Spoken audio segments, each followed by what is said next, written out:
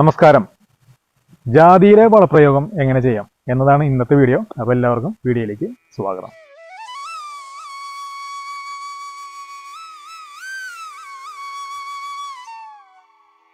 ജാതി നടുമ്പോൾ ഉണക്കച്ചാണകം കുഴിയിൽ ഇട്ട് കൊടുക്കാം.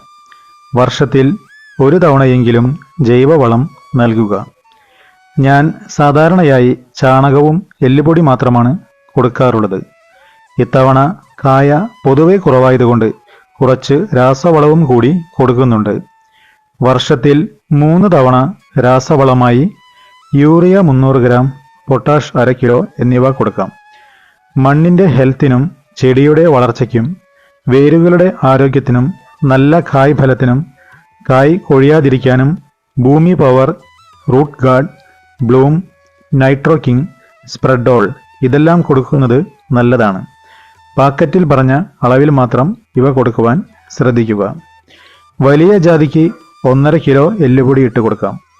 മഴക്കാലത്തിന് മുൻപായി ഏതെങ്കിലും കുമിൾനാശിനി ഇലയിൽ അടിച്ചു കൊടുക്കുവാൻ ശ്രദ്ധിക്കുക. വലിയ മരങ്ങൾ ആണെങ്കിൽ കടയിൽ ഒഴിച്ചു കൊടുക്കാം.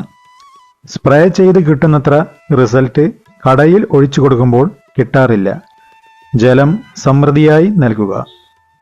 വീഡിയോ ഉപകാരപ്പെട്ടെങ്കിൽ എല്ലാവരും സബ്സ്ക്രൈബ് ചെയ്ത് വയ്ക്കുക. അടുത്ത വീഡിയോയിൽ നമുക്ക് വീണ്ടും കാണാം. എല്ലാവരോടും താങ്ക് യു.